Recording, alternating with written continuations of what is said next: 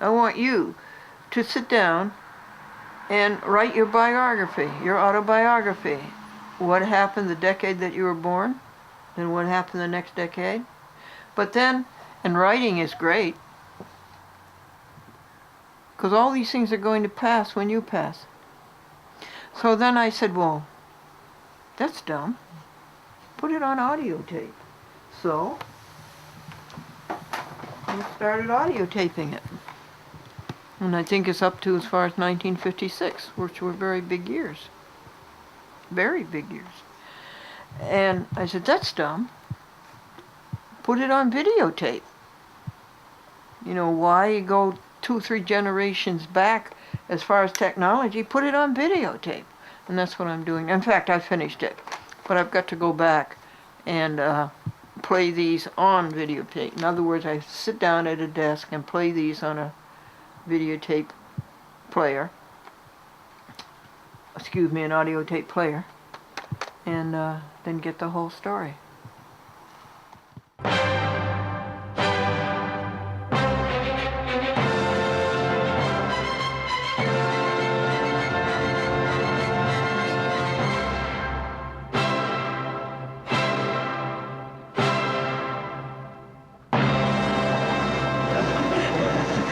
And then, ladies, one day I mailed a tape cassette, you know, a little audio cassette, not a video cassette like this. And I mailed it to Providence, Rhode Island. And I came back in the afternoon, and I was lying down. I got a telephone call, and the man said on the other end, he says, "Are you Glendora Folsom?" And I said, "Yes." And he says, "Did you send a package to Providence, Rhode Island this morning?" And I said, "Yes." And he says, "Well, it's humming."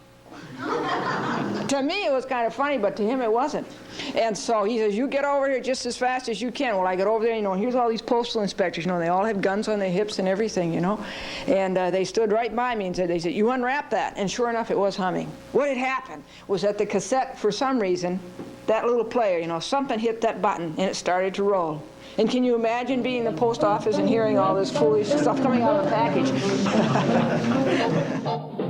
I met Glendora when I was working at the public access TV station in Manhattan in 2006. I knew her mostly from the phone conversations we had before I met her face to face. She told me stories of early television and her days as a Porta-Pack pioneer. She was amazed by the ever-changing media technology and described in detail her efforts to keep up with it. I was amazed by her devotion to produce media in her later years. Glendora would tell me one joke per phone call and leave more on my voicemail when I could not answer. She sent me handwritten notes in the mail. One had her show details on the back of a photocopied image of a young Glendora with Bob Hope. I was intrigued. Glendora persistently invited me to her home upstate, which she called the Happy House, to eat a vegan lunch and to chat about public access TV. After several months, I took her up on the offer. There's nobody else like you, and you want to know why? Because God's running a complicated universe, and there are jobs to do, and God needs those jobs to be done, and He made you with a special set of talents to do that one job that nobody else can do. So at 22 or earlier, if you can, sit down and listen and say, what did you create me to do? I did that. I did it sincerely. The answer kept coming up. Television. This was in 1952 or 3 when television was everything. People didn't go to the bathroom because they were watching television. They waited until the commercial. And all these aerials sprung up on houses and made the whole landscape look funny. You know? And it's the waiting room. And the nervous new father said to the man next to him, "Here, have a..." No, this is the thing I want you to see. This school has begun, okay? Okay. School has begun.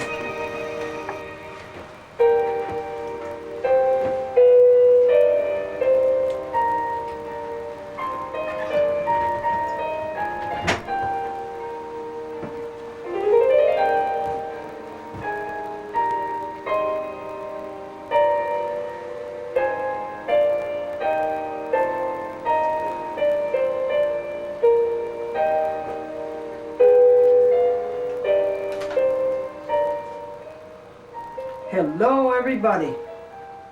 It's raining cats and dogs. How do I know?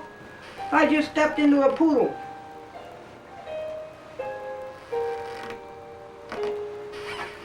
I have announcements, and I will help you with your announcement. Do you have anything you want people to know? I'll help you every way I can with your announcements. It takes me about a month, though, to get them on the tube.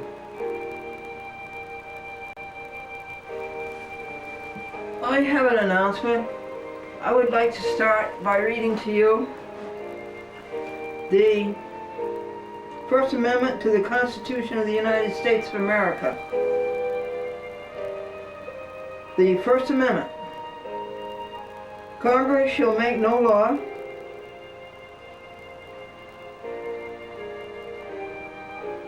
respecting an establishment of religion or prohibiting the free exercise thereof, or abridging the freedom of speech or of the press, or the right of the people peaceably to assemble and to petition the government for a redress of grievances. You can't get into NBC or CBS because it's like trying to get into the castle or the fortress of Henry VIII. So I went way up into the backwoods, into Pittsfield, Massachusetts, and I started my first show. I wanted to start out small, so it was a kids' show. The show moved from 15 minutes a week to 45 minutes a day in Manchester, New Hampshire, on Channel 9, WMUR.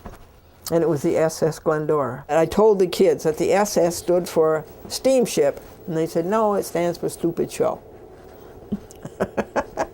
Milton Bradley became the sponsor of the SS Glendora. The people who were behind Captain Kangaroo got in and tried to talk Milton Bradley out of dropping me and sponsoring Captain Kangaroo. That was not nice, was it? Well, somehow or other, this advertising agency in Hartford prevailed, and they went through it. Do you have any of this on tape anymore? There was no tape. It was all live and no tape. No tape and no film. Broadcast TV had never been commensurate with the public's airwaves. The airwaves belong to the public. And the FCC, through its greed and avarice and acquisitiveness, let the broadcast corporations, you, Mr. Paley, you, General Sarnoff, you took the public's airways and you made billions on it. And that was not right. And so cable TV came along with a multiple channel capacity. Thank God that the Congress of the United States ruled that the cable operators had to relegate a channel to the public. That was the beginning of PEG, Public Educational and Government Access.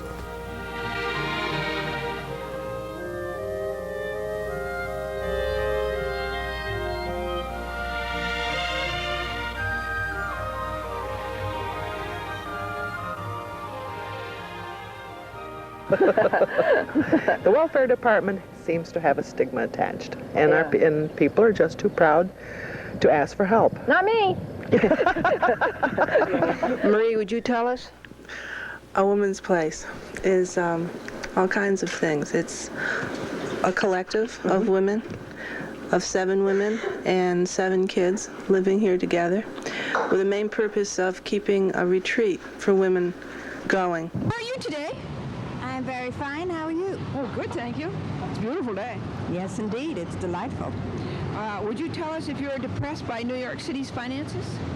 I'm very depressed. I foresaw this. Anybody could see. Wastefulness, corruption. Yes. Are you nostalgic for anything, or what are you nostalgic for? That's a very good question. You're really good.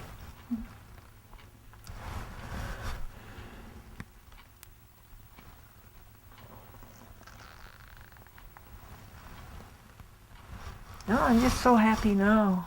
I don't seem to want anything that came from the past. I don't want to seem to go back.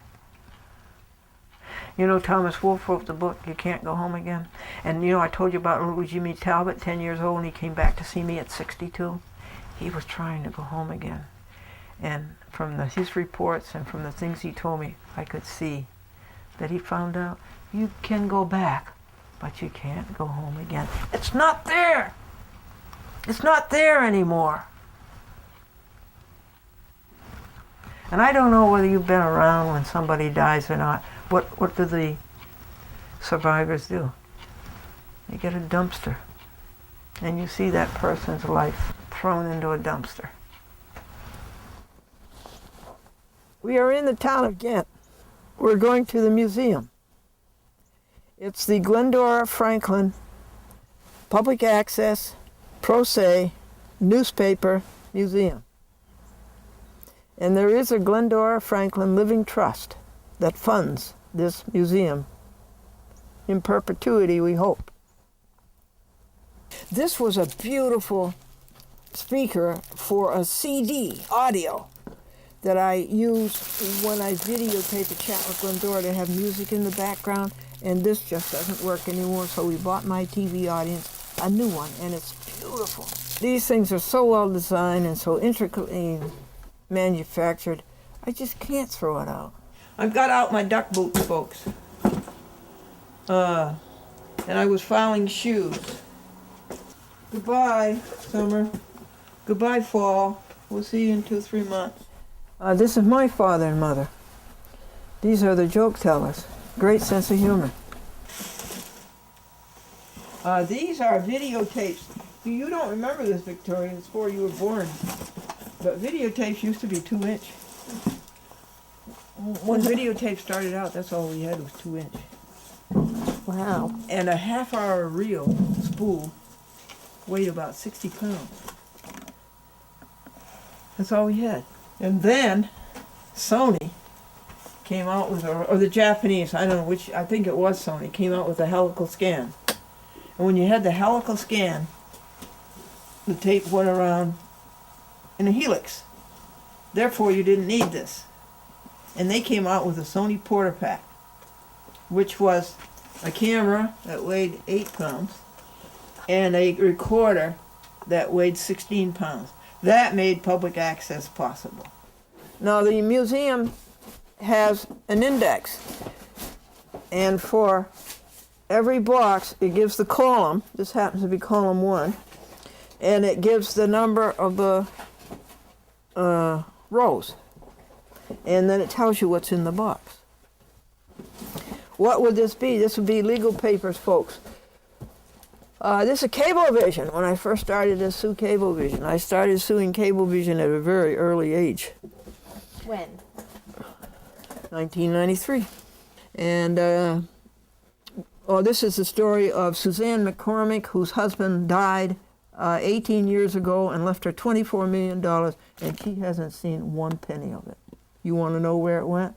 It went to Bankers Trust. It went to White and Case Law Firm. It went to the lawyers. This is how crooked the surrogate court is. And someday, it's a whole day to tell you how crooked the guardianship court is. And this Glendora versus Savarino for taking Glendora off of the air, the TV rather. So goodbye, you crooked judges. We're going to church today, and we will pray for you, that you will find your peace and happiness in your inner person. This is for you judges. Breathe on them breath of God, fill them with life anew, that they may love as thou dost love, and do what thou wouldst do. Breathe on them breath of God, till they are wholly thine, until their glows with thy spirit divine.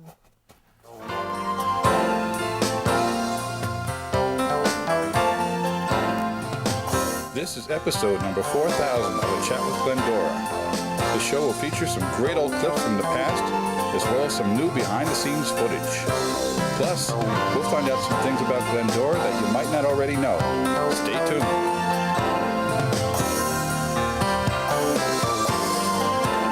Hi there, everybody. This is Glendora, A Chat with Glendora. And Andrew Hersman is helping me celebrate my 4,000th TV show on public access. In 1987, I got a call from the David Letterman show. And they'd heard about A Chat with Glendora on cable TV, and they invited me to be a guest on it. Folks, please welcome the happiness lady, Glendora. Hi, Glendora. How are you? Pleasure to see you. Please have a seat. Now tell me about your personal recipe for happiness. You're known as the happiness lady, Well, is that what they say? No. What do they call you? Glendora. Yeah.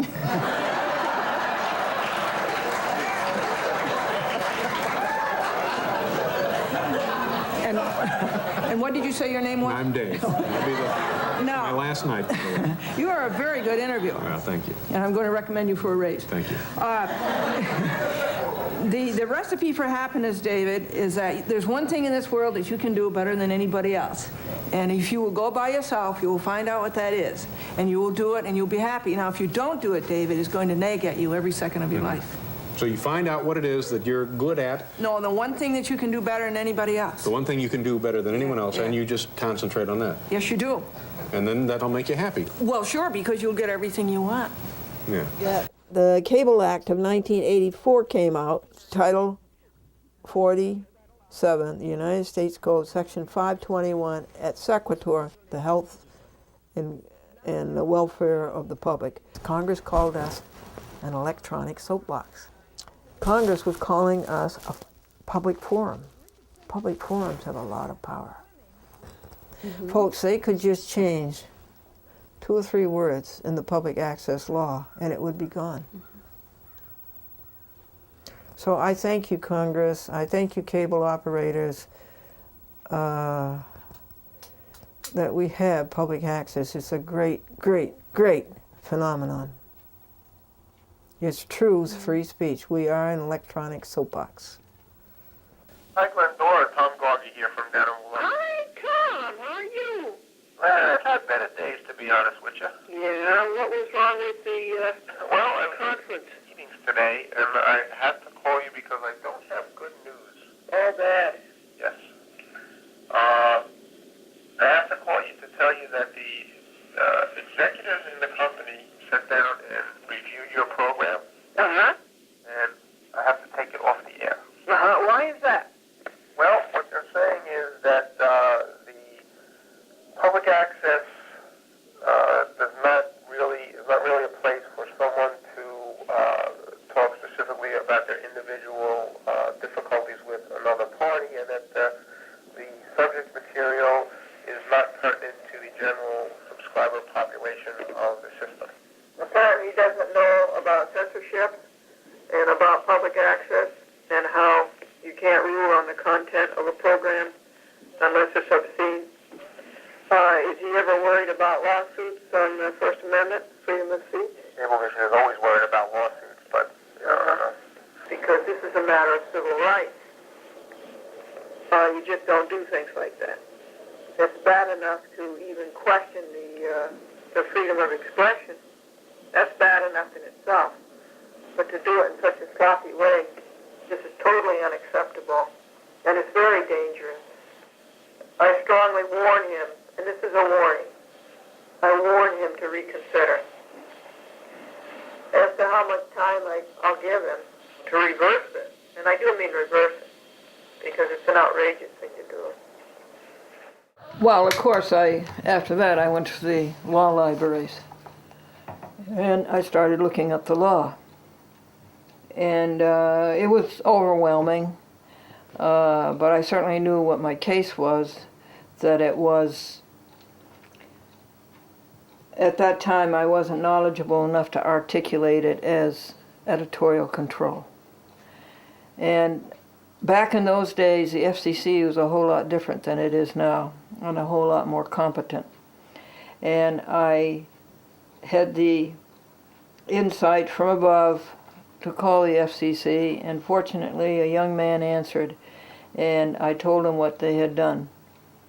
And he says, look up the United States Code, Title 47, Section 521 et sec. He says, look up 531E.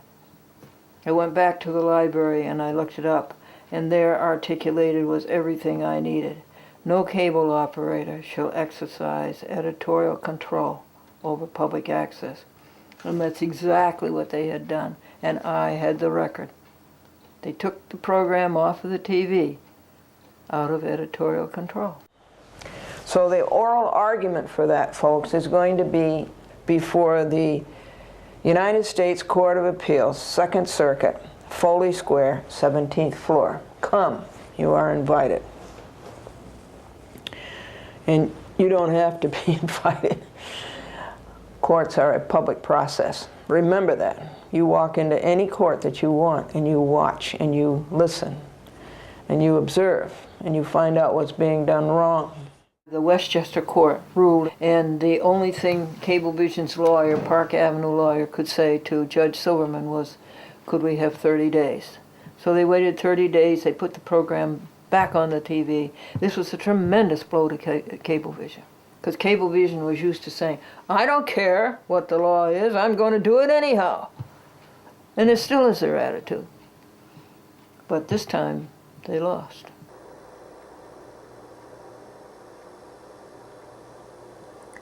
When would this be? It'd be somewhere around 1955, 56. WRGB Schenectady, General Electric. I don't even think that looks like Glendora. Charles Elson was handsome. Hi, little TV guest. Now this is actual. This is Canaan, Connecticut. There's some little Glendora fans. And there's some little Glendora mateys that came down with her. I wonder if Jim Talbert's one of them. Isn't that endearing? Oh, what fun. And I will be back in touch with you. Yes, I think you would be doing the children a great service. I just have a question for you. The name Glendora is quite unique. Were you ever on Channel 6, WRTV? That's where it started. Okay, well, you're talking to one of your avid viewers. I remember the show. I remember your outfit. I could see you just as if it were yesterday. Oh, good. Freddie Freihoffer show, and I have a squiggle from that. Oh, that's marvelous. As I sift through the collection of Glendora's artifacts, I realize that her 6-decade career as a media producer mirrors the changes not only in television technology, but in the structure of television ownership and distribution. In the 1950s and 60s, Glendora was a local broadcast TV star, but as the TV business became consolidated by large companies, access to channels and opportunities disappeared for local independent TV personalities. As more and more television content became nationally syndicated, by the 1970s, public access cable TV was the only avenue left for local voice. Wednesday, April 16th, 10:33 p.m. Yeah, hello. I saw your show on public access, and I must say it touched me deeply. I don't know what to say. You're just a wonderful human being. That's it. Thank you. Hello, Glendora. We are watching a show on the Community Access TV network in Connecticut, and an enjoyable program. Keep it up. End of message. I have spent half of my life going from one format to another.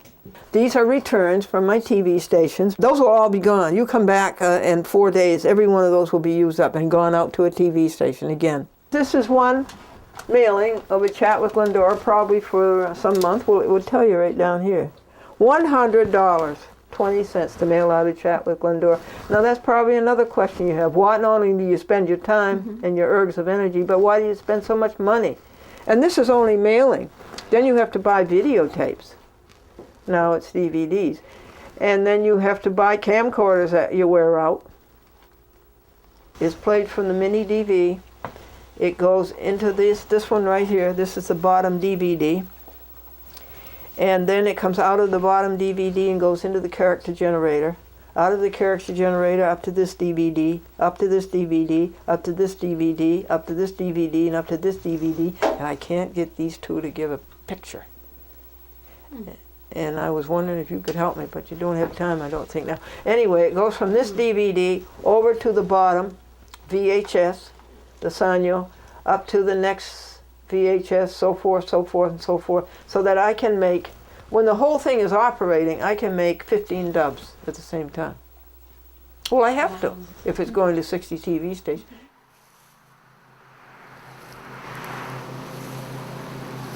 The woman was being interviewed for a job, and the man says, "What is your date of birth?"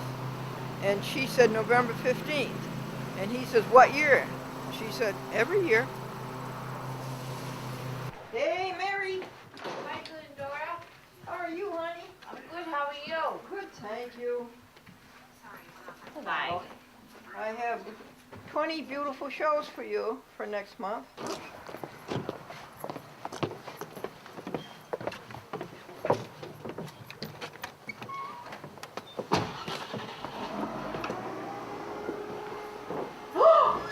Uh-oh. 1:30 he gets back. What time is it? I think it's 1:15. Mm-hmm. Should we wait or should we go to the other one?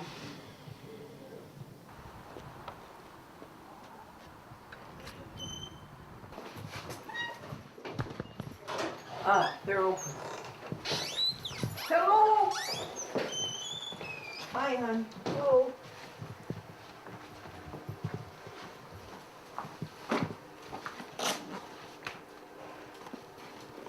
Hello. Hello. Hi there. How are you? Are you recording? Oh. You can't have that on here. Okay. Please. Huh? It's a government rule. Yeah, but I want to know why. What's your reason? Well, you're not authorized to have film or any production of photos or imageries in this building. Yeah, but they don't tell me why. I'll have to call them up in Washington, D.C. and ask them why. Sorry. And I'll make a video on it. I'll make a program of it. Okay. Sorry. I don't see how it makes the post office insecure. What, do you know what number regulation it is? No, I don't. No. You don't? No. How have you been? Good. How are you? Good, thanks.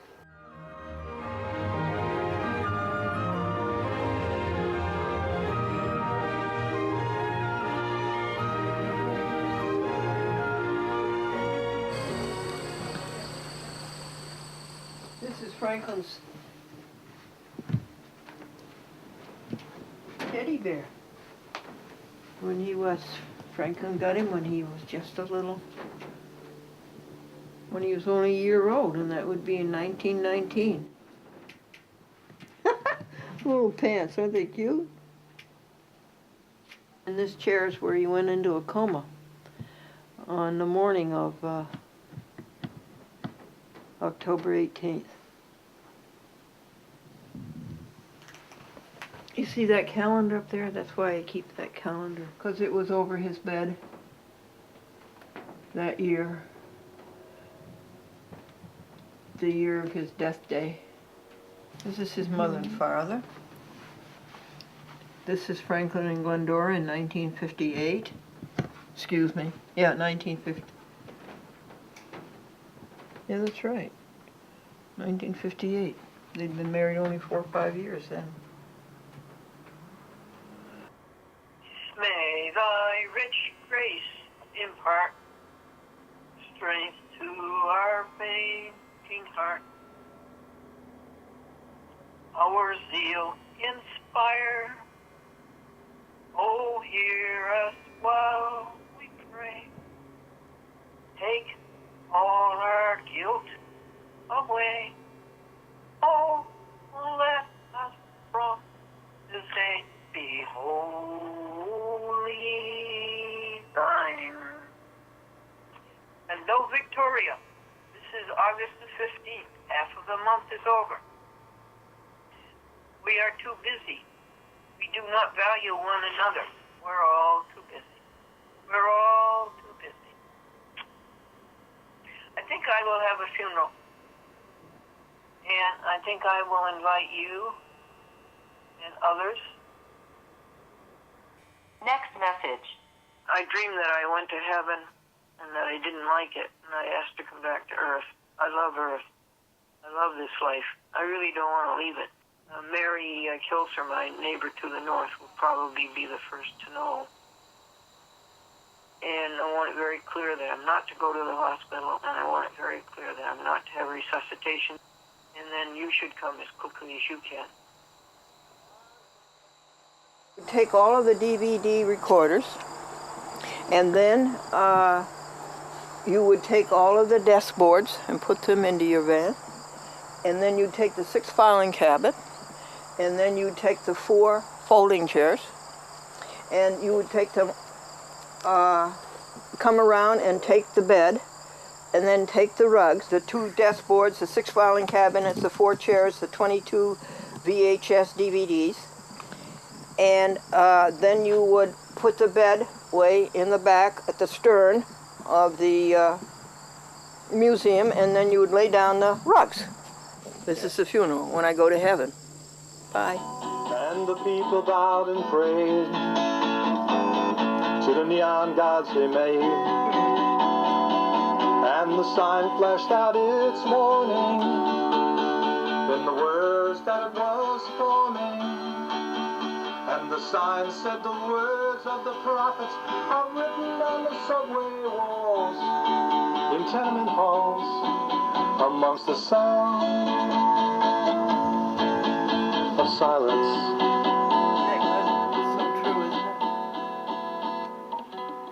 So true. I just handed them. Right there, Mr. Chef, over there by the pot. Oh, yes, right here. We're all going to have some delicious food and beverages, and we're going to have a great time. And everybody's invited to speak, right? Everybody is invited to speak. Except you. And no, I can't speak. No. We'd like to limit it, to, if we could, to 40. 10 to 12 minutes per speaker. Oh, you're going to die right there on the You spot. don't want to be the late Glendora, huh? Hi, Glendora. It's Barbara Goldberg, and I was very happy to hear from you. But I was kind of upset by what you invited me to, which was your funeral. My funeral, March 6th. I'm hoping that's another joke, or I'm not sure what to think. But I hope you're well, and please give me a call back and allay my worries. And the cat's in the cradle and the silver spoon, little boy blue and the man in the moon. When you're coming home, Dad, I don't know when, but we'll get together then. You know we'll have a good time then.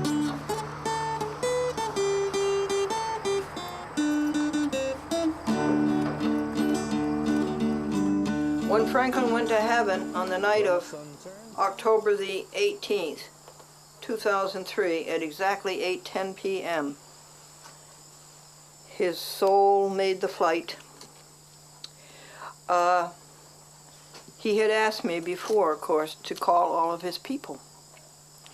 And so I started calling his people. And for some reason, I started enumerating them. 1, 2, 3. And I have done that ever since. The count of the telephone numbers that I have dialed since October 18th, 2003 is 19,000.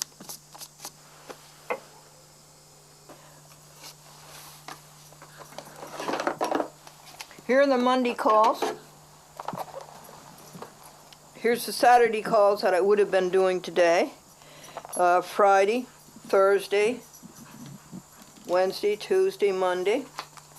And here are the TV stations. And here are calls that are way, can you read that, folks? Way ahead. I won't be doing those for a week or two.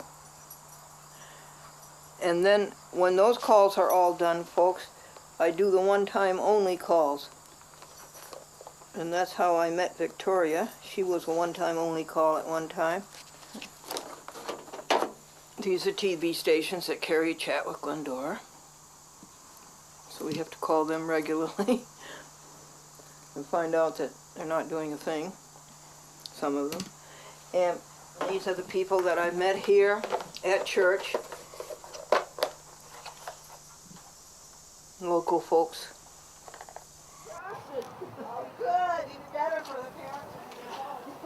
Well, we're going to the women's club of the St. Luke's Lutheran Church. Very sweet people who try to do all kinds of kind things all over the world. So we're going to the women's dinner, and I invited, I think, about 10 or 12 women.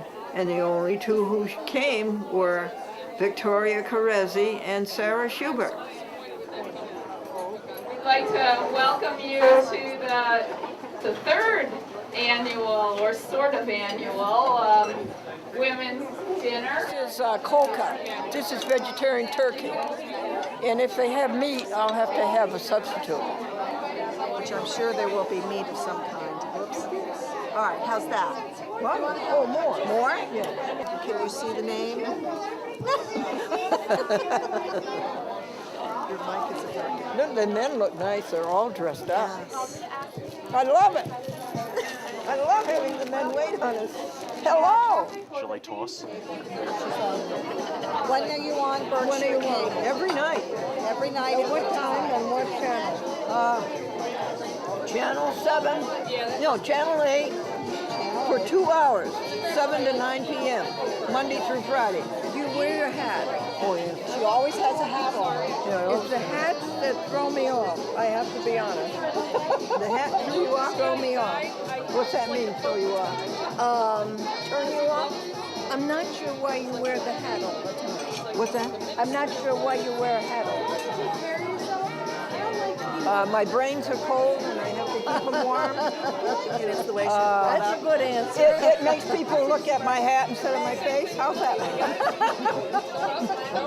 No. Garçon. I don't think so.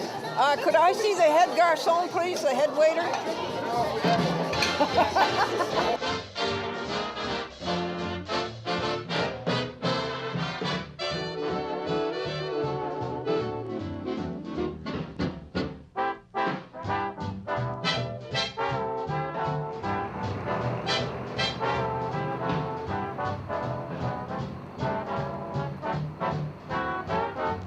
Keeps the Emmanuel Lutheran Church going. Oh, does she? Yes, she does. I still haven't found your station on TV. Well, I'm pretty sure. Do you have Time Warner or do you Yes, I have Time Warner. 8:30 p.m. Monday night, channel 23. 23? Yeah, public access.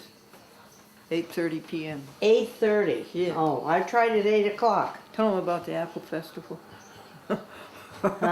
Tell them about the Apple Festival on September 27th. Well, it's going to be held at the Emmanuel Lutheran Church in Stuyvesant Falls on Route 9, and the hours are from 9 to 3 on a Saturday morning. Is this going to be on TV? Oh, yeah. Oh, my goodness. You made my day. Everybody's TV will be broke.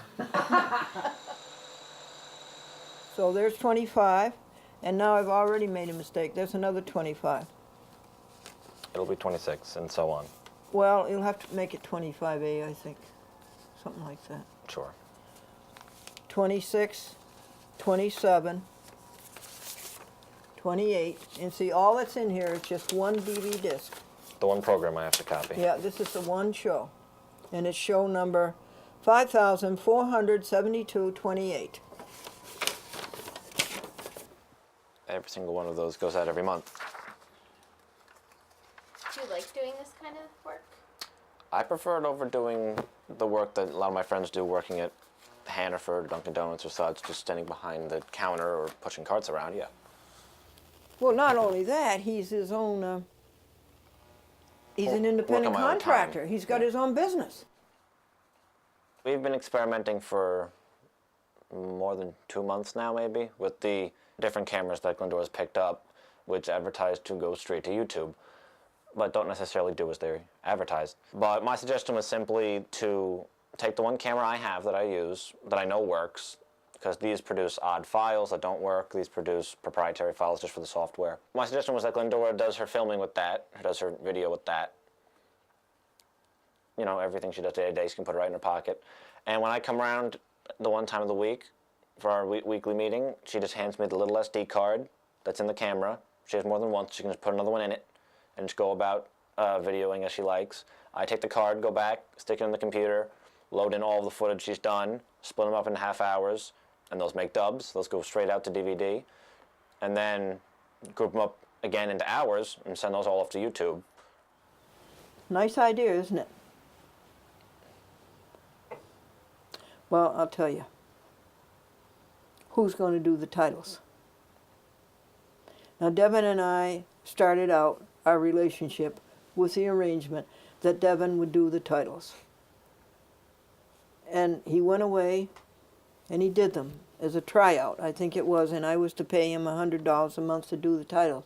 But then, you know, I came to my senses. Devin can't write the titles. 100 Devins can't write the titles. The only one who can write the titles is Glendora. She's the author of the show. She's the only one who knows what she wants to say. How could Devin do it or anybody else do it? Public access is free speech. The video that I put out every month tells a story, a big story. But the titles are at least 25% more of that free speech. The titles tell a story. The titles say, sue judges when they break the law, and things like that. I think anything that you would be doing with public access is done more so with the internet.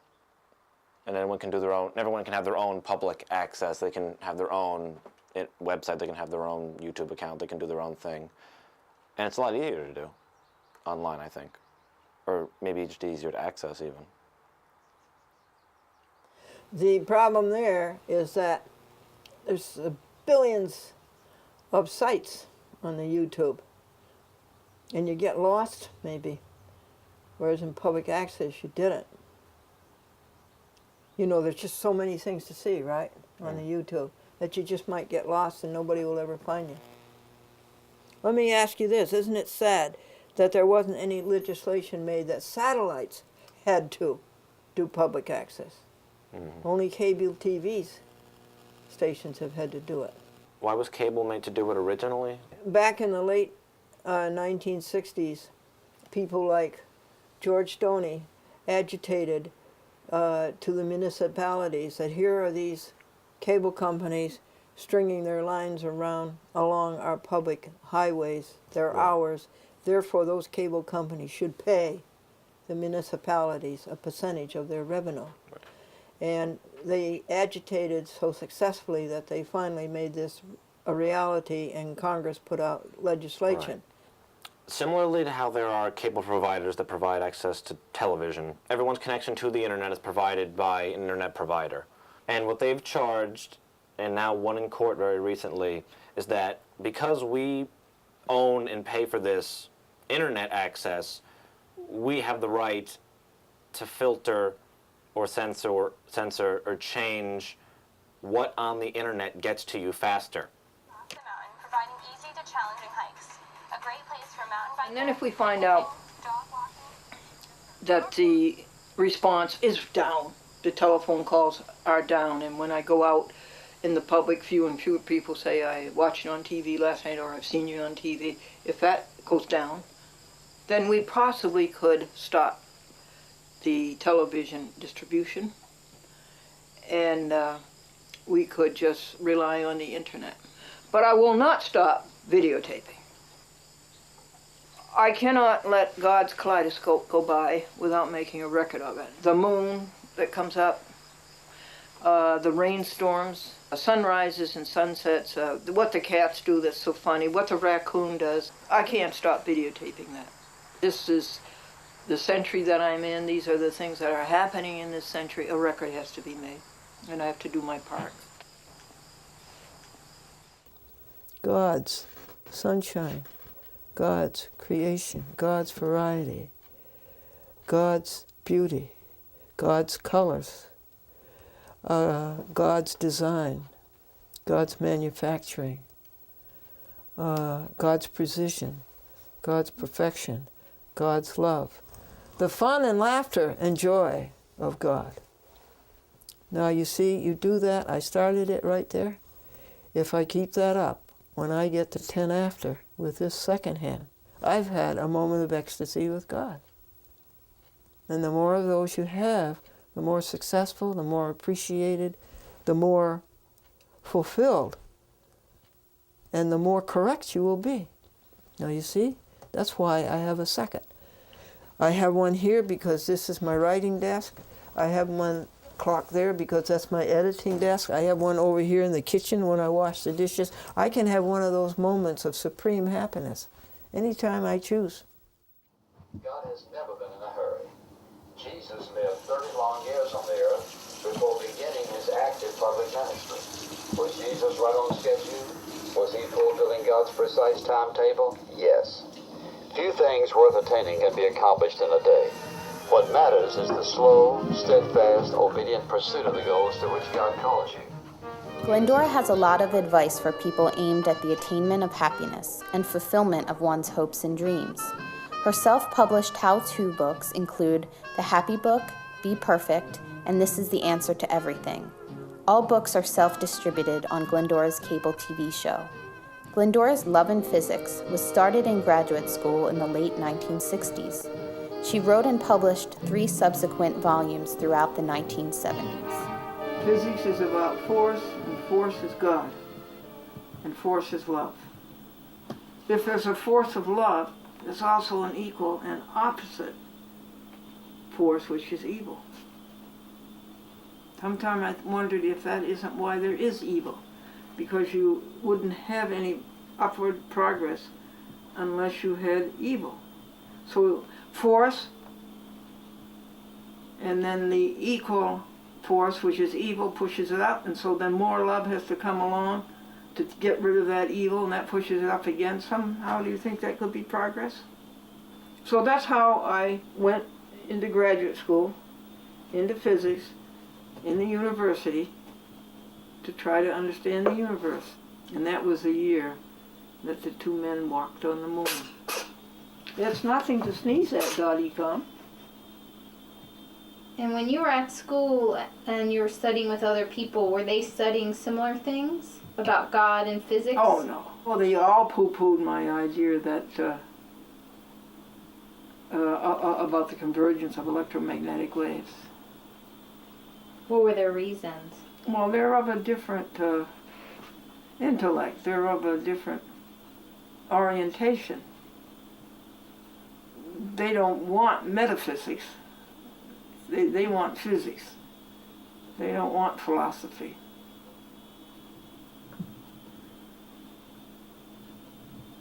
They want to bang electrons and see what kind of a path they make.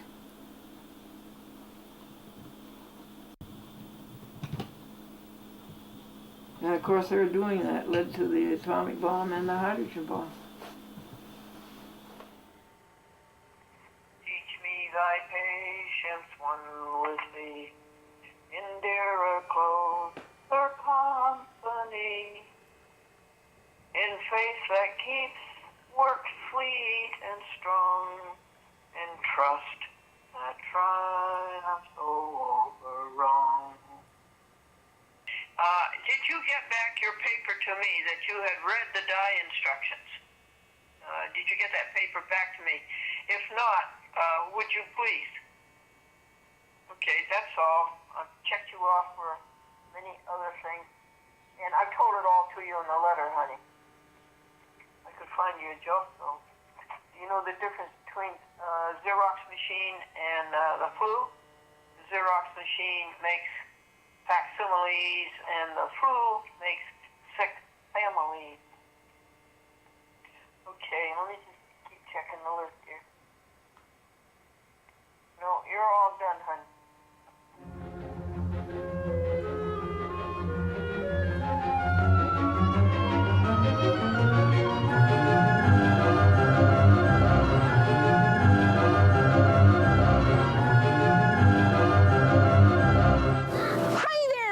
How are you today? This is Glendora, and we're out at Tops Friendly Markets. You know what you're going to like best best about shopping at Tops? The people. Everybody is so helpful. You know, there's a manager and the checkout girls and then the stock boys. And those stock boys are pretty good looking, too.